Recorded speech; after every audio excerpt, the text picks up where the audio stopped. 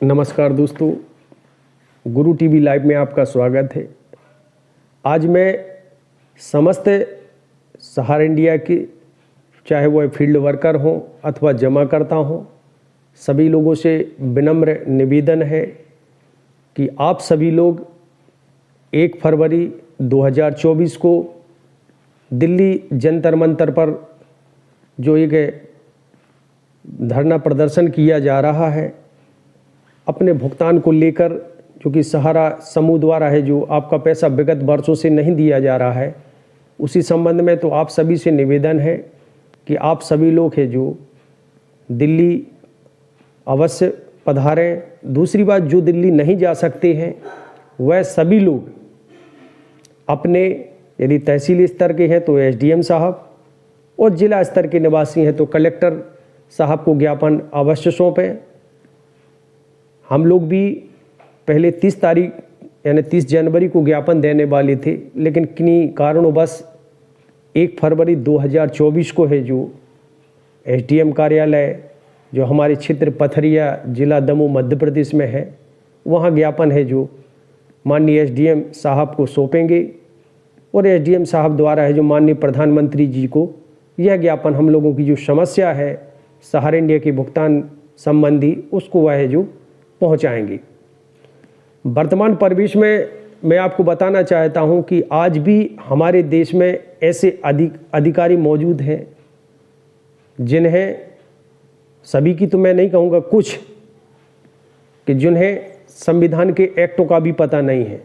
जी हाँ दोस्तों, यदि हम लोग सहारा इंडिया के भुगतान की बात करते हैं तो वह विभिन्न प्रकार की दलीलें देते हैं और यह बोलते हैं आपसे, यह तो प्राइवेट कंपनी है, एजेंट ने आपको फंसा दिया। इस तरह तरह की अपनी बाध्यता से बचने हेतु यह अधिकारी गण है जो दलील देकर बचना चाहती है, जबकि वास्तविकता में यह है कि जिस प्रकार बैंकों को आरबीआई लाइसेंस देती है, उसी प्रकार सहारा समूह द्वारा संचालित कोऑपरेटिव सोसाइटियों को केंद्रीय रजिस्ट्रार महोदय भारत सरकार द्वारा लाइसेंस दिया गया है। और क्यूसाप कमर्शियल आदि जो भी सहारा इंडिया की स्कीमें हैं, इनका लाइसेंस है जो एमसीए ने दिया है, यानी मिनिस्ट्री ऑफ कॉरपोरेट अफेयर्स ने दिया है। और आज वर्तमान में जो भी, चाहे वर्ड्स एक्ट हो, चाहे और भी अनियमितता कानून हो, हमारे मध्य प्रदेश में लागू है। और इसके तहत जिन कंपनियों को लाइसेंस भारत सरकार अथवा रिजर्व बैंक ने दिया है, तो उनका भुगतान भी सुनिश्चित कराने की जवाबदेही भारत सरकार अथवा रिजर्व बैंक की है। इस बाध्यता से बचा नहीं जा सकता। जहाँ तक सहारा इंडिया का प्रश्न उठता है, तो मैं आपको बताना चाहता हूँ कि हमारे क्षेत्रवासियों के भुगतान के संबंध में पोर्टल बनने से बहुत पहले ही हम लोगों ने एक रिट याचिका माननीय हाई कोर्ट जबलपुर में लगाई थी, जिसका है जो आदेश भी हो चुका था और बहुत समय हो चुका। 28/9/2022 को है जो हम लोगों ने सेंट्रल रजिस्ट्रार यानी सहकारिता मंत्रालय में संपूर्ण जानकारी आदेश सहित जमाकर्ताओं की सूची आदि जमा करके आए थे, लेकिन भुगतान नहीं मिला। उसके बाद दूसरी बार गए, तीसरी बार गए, चौथी बार गए, 5वीं बार गए। उनको अभी तक हम लोग है जो स्मृति करा रहे हैं, लेकिन अभी तक है जो भुगतान नहीं दिया गया।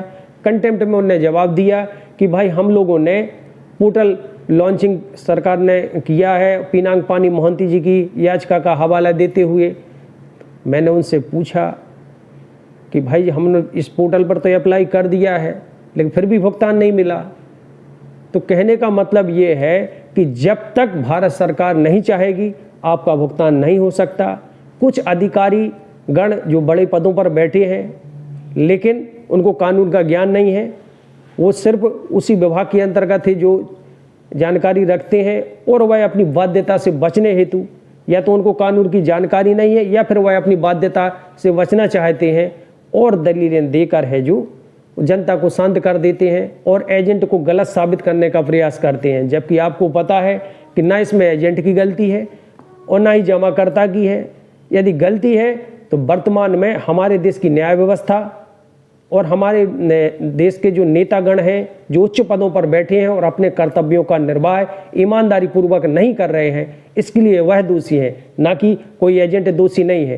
कहते हैं एजेंट ने कमीशन खाया। मैंने पूछा, आप 1.25 लाख रुपए सैलरी लेते हैं अधिकारी महोदय जी, कि आप 1.25 लाख का काम करते हैं? एजेंट ने कितना कमीशन लिया होगा? यदि आपका 10,000 रुपये जमा कराया, 100 रुपये, 200 रुपये, 300 रुपये, हमके 500 तक ले लिया होगा, तो रॉयल्टी किसको देना है? कि एजेंट को देना है कि कंपनी को देना है? कंपनी को लाइसेंस किसने दिया? भारत सरकार ने दिया।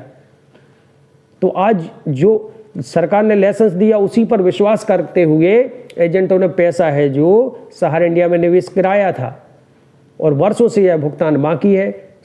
सभी लोग अपनी अधिकारीगण अपनी बाध्यता से बचते हैं, ऐसा नहीं है। कुछ जानकार लोग हैं जो सहयोग कर रहे हैं क्योंकि उनका भी पैसा निवेश है, लेकिन कुछ लोग हैं जो इसको एंटरटेनमेंट करते हुए टालने का प्रयास करते हैं। तो इसलिए आप घबराएं ना। यदि कोई अधिकारी आपकी बात नहीं सुनता है तो माननीय हाईकोर्ट जबलपुर में उसके विरुद्ध भी हम लोग प्रकरण दर्ज कराएंगे। क्यों नहीं सुनेंगे? बहुत हो चुका। इसके लिए सबको आगे आना पड़ेगा। आज एजेंट के आप भरोसे बैठे हो कि एजेंट कराएगा, एजेंट कहाँ से कराएगा? एजेंट के पैसा हो तो सहारा इंडिया में फंसता ही क्यों? उसने आपका पैसा लिया, ईमानदारी पूर्वक जमा किया। सहारा इंडिया 1978 से चल रही है, नॉन बैंकिंग कंपनी जो RNBC के तहत काम किया। उसके बाद क्यू शार्प कमर्शियल फाइनेंशियल, और उसके बाद ये सहारा समूह की कोऑपरेटिव सोसाइटी आदि बहुत सी कंपनियां हैं। लगभग 5,000 से ऊपर सहारा समूह की द्वारा संचालित कंपनियां हैं जो जानकारी प्राप्त मतलब हुई है।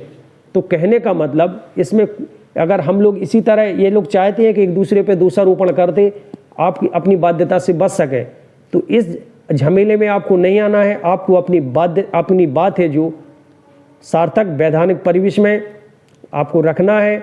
यदि आपकी कोई अधिकारी हो, चाहे कितना भी बड़ा अधिकारी हो, संविधान से बढ़ के नहीं है। यदि आपकी बात नहीं सुनता है तो उसके विरुद्ध है जो हम लोग कार्रवाई करेंगे। क्यों नहीं सुनेंगे? सुनना पड़ेगा। उनकी भारत सरकार संविधान ने पद पर बैठे हैं तो आज सरकार ने उन्हें इसीलिए नियुक्त किया गया है कि वह जनता की सेवक है। तो इसलिए मेरा आपसे अनुरोध है कि आप सभी लोग जल्दी से जल्दी अपने नज़दीकी, यदि आप दिल्ली नहीं पहुंच सकते तो नज़दीकी जो सरकारी विभाग के उच्च पदस्थ पर SDM कलेक्टर साहब बैठे हैं तो इनको ज्ञापन अवश्य सौंपें। और आशा करता हूं कि यह जानकारी आपको अच्छी लगी होगी। जानकारी अच्छी लगी हो तो वीडियो को लाइक व शेयर करें, चैनल को सब्सक्राइब करें। जय हिंद, जय भारत।